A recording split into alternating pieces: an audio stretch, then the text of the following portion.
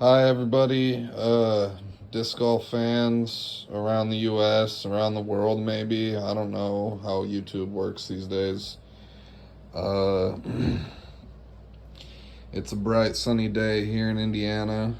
Um, it's pretty nice out. I played early this morning before the sun came out because, man, it has been hot the past few days. I mean, it has been very hot.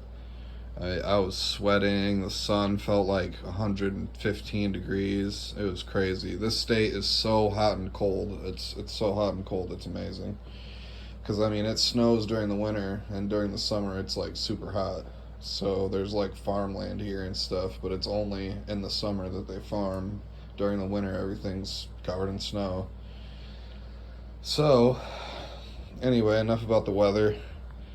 I just made another video about distance drivers because I was watching a Birdogi video on the Destroyer, and he was like, less people should bag the Destroyer, lots of people bag it, like, people should try more discs. So I showed you all my distance drivers. So if you want to see about that, I've got all 9 of my distance drivers are different. You can go and watch that video. But now we're talking about the mid-range and putt and approach. Because I really like mid-range discs. Before we get into this, I will say that I used to have this disc, the Panther. The Panther used to be right here.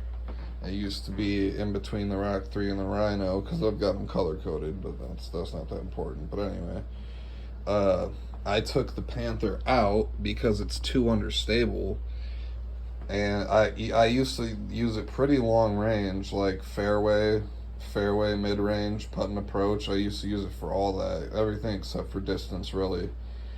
But since it's a little too understable for me, like it turned every time I threw it, really, because it's a -2-1.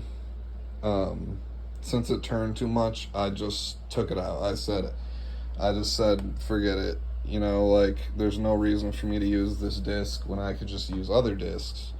So basically, the Rock 3 and the Toro and some of my fairway drivers took its place. So it's been pretty good. You know, like, if you got that one disc that you use a lot and it's just not working for you, or you just think you want to try something else, because there's so many good discs out there. There's no reason to focus on one disc when you could just use more discs anyways. More the merrier. So, now my mid-range is just the Rock 3, and I use it for less distance, but the Rock 3 is really good. It's very overstable. I like overstable discs. That's why I like the Toro so much. I mean, the Toro is super overstable, and something I'll mention something that's mentionable is the Rhino and the Toro. You can see the Toro has a flat top. See, it's like totally flat. You see that? Very, it's flat. They said, Dave Dunapace said it's even a little bit concave, but I don't know. It looks flat to me. I wouldn't make a disc concave. I don't even think they should do that. I wouldn't even like that. But anyway, it's flat enough for me. The Rhino, on the other hand, is a very technical disc, very special. It's got a thumb track. You can see that going all the way around the rim. And it's got a bead. So it's special. It's got those 2 additions to what is already a kind of square-like disc. A little bit of dome. So I really like it. I use it for most of my... Well, actually, I probably use... The Rhino and the Dart are both my putters, and I probably use them just about equally, and I like them just about equally. Like, if the Rhino was a diamond, the Dart's a pearl. Just like from Pokemon, diamond and pearl. The Rhino is super technical, and the Dart is just very regular, very smooth. It doesn't have much special about it. It does kind of have an edge here on the outside of the rim, but there's no bead or anything. It's just nice and smooth. That's why I like both of them. That's why I carry both of them. because they're both very different. So there's also the Rock 3, the Toro, and the Mako 3 for my mid ranges.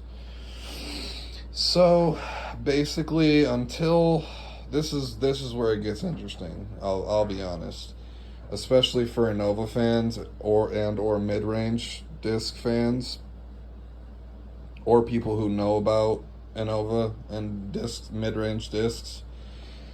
I've only got the Mako 3 in my bag until the Shark comes out in Champion Plastic. Once the Shark comes out in Champion Plastic, it will certainly take the place of the Mako 3. And here's why. Because the Shark is more overstable. The Mako 3 is a 5500, so it flies like really flat, really straight. It flies real straight. Like it doesn't turn, it doesn't fade. It's just real straight. But I happen to like more overstable discs, and like what's good about the Shark is that it's not super overstable. If you know anything about it, it's just got a little bit of fade to it. Like it's just that little bit of reliability, and I know what it's gonna do. Like the Mako 3 and the Dart, like at long range, like you just have to be so accurate. It's crazy. So anyway, when the Shark comes out, it'll replace the Mako 3. But until then, I've got the Mako 3 and the Dart as stable, and these other three as overstable. So yeah, that's about it. I don't mean to talk your ear off too much, but yeah, those are my mid-range putters and approach. If you guys have any questions or comments, please leave them in the comment section. I'll try to get back to you as soon as possible. And please have a great time disc golfing. Go outside, enjoy the summer while it's still out, while it is still summer. And I will talk to you guys later. Bye.